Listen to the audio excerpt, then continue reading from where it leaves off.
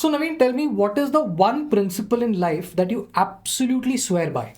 Karmanyavadikaraste from the Gita. Okay. Actually, when I first heard it, it seemed like a platitude to me. One of those sentences that sounds good, but nobody really does anything about. Like, love thy neighbor or always tell the truth. Nobody does that and doesn't help you in difficult situations.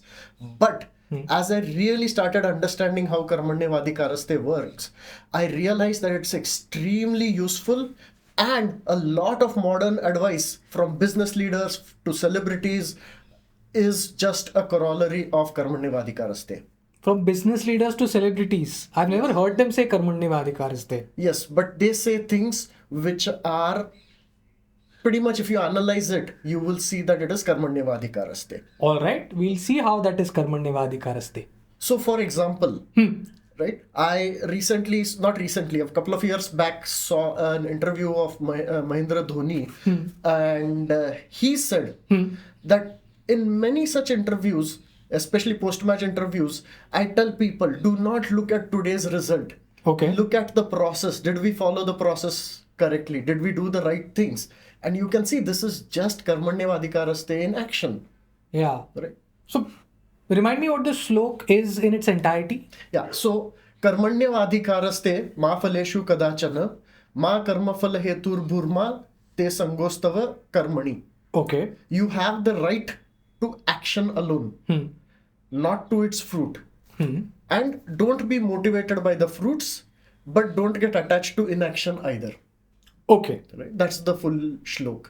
Most of us know the first line of the shlok very well, and the second line is something that we typically end up forgetting. Yeah, and the second line is also important. You don't use Karmanyavadikaraste as an excuse to not do any action because fruits don't matter.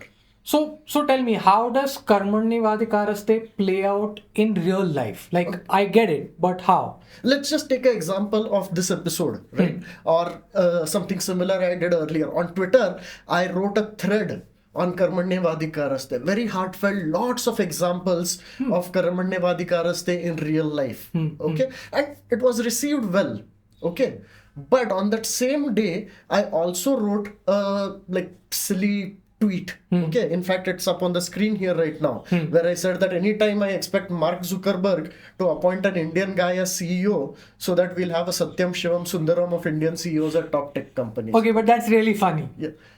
Do you want to guess which one got 1,000+ likes and which one got just a few hundred? I don't have to guess. I can immediately tell you that the Zuckerberg tweet got more likes than your heartfelt Karmanyavadikaraste tweet. But, the right thing to do is to write about Karmanyavadikaraste, and that's why I do that, right? I don't do those funny tweets too many because that's not the right thing. Fair enough, I get it. So basically, it's all about keep doing things and don't expect the results, in the sense that don't expect your tweet to blow up every time. Just keep putting out good stuff out there. Yeah. In fact, Wala Afshar, a very popular person on Twitter, puts it this way, right? Look at this. He says, don't chase money or titles or compliments or shortcuts or imitations. That makes sense. Do chase education, meaningful work, ways to help, happiness, love. Also makes sense. If you look at the list, everything in the don't chase list is fruits of actions, and everything in the do chase list is actions. Okay? Yeah. This is just Karmanyavadikaraste again.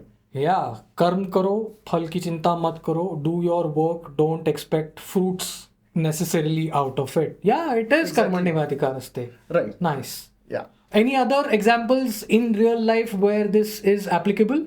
Yeah. So, Google CEO Sundar Pichai has 4-word advice on how to lead, right? In case you don't know who that is one of the 3 of Satyam Shivam Sundaram. Yes. So, and his advice was reward efforts, not outcomes. Karmanyavadikaraste ma phaleshu kadachana. Now, what he's not even saying Karmanyavadikaraste. He's saying that whoever is doing Karmanyavadikaraste, you have to reward them, not the guys who are focused on the fruits. Yeah. Right? Interesting. Okay. So I'll give one more example. Okay. So James Clear has written a very popular book called Atomic Habits. We have another episode on Atomic Habits, which you should definitely go check out. We'll put the link in the description or somewhere nearby. Check it out. So he says, right, why should we focus on the process when the world is outcome driven, right? Results do matter in the real world. They do. Well, yes, the results matter. But if you optimize for outcome, you win one time. Okay. If you optimize for process that leads to great outcomes, you win again and again and again. Yeah. So optimizing for the process is the smart thing to do. Agreed. So tell me something. Does this mean that outcomes don't matter at all? That you should always focus on the process? No, in fact, outcomes do matter, right? Like James Clear said, the world is driven by outcomes. And in fact, a lot of people seem to think that Karmanyavadhikaraste is saying ignore outcomes entirely. It does not. You are allowed to plan. You are allowed to think about what is the good outcome and what is the right action to get that outcome, right? All of that planning you should do. And when we say that choose the right action, that should be based on expected good outcomes. What Karmanyavadhikaraste says is that after this choice has been taken, you do those actions and don't get worked up if you don't get the outcome, right? Okay. Actions are under your control, the outcomes are not.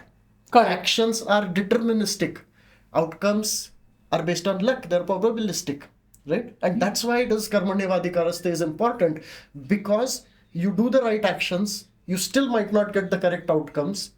You should not give up at that time, right? Okay. Sure, it looks like failure, but it is not failure if you did the right action. That's what Karmanyavadhikaraste says. So, Naveen, tell me, how does this impact people of ambition, people who have very big things to achieve in life? Because they will be focused on the goal, and the process probably doesn't matter as much to them. I don't know. Matlab, No, so I mean, if you take any person who's ambitious and who has succeeded in life, and you read their biography, you read their advice, you will find that they are also talking about following the process. In fact, Scott Adams has an entire book on how to fail at everything and win big. And the primary advice in that book is Karmanyavadhikaraste. Right? Okay. Also, some people Huh. tend to think that if outcomes don't matter, then why bother with anything?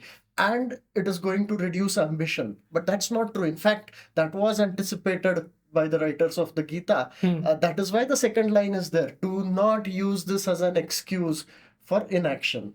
Karmanyavadhikaraste ma phaleshu kadachana. The second line I don't remember, but it exactly says, do not use it as an excuse for inaction.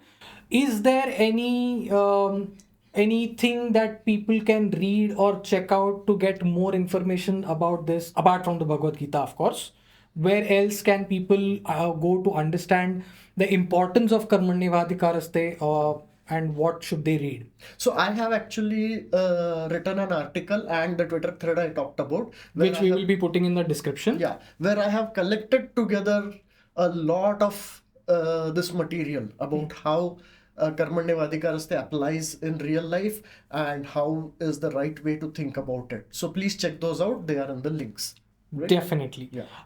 So that's probably where we will call it a day. And that was Naveen telling us the importance of why you should focus on the process and not the outcomes. I am Shrikant, this is Naveen, and this was Future IQ. Thank you.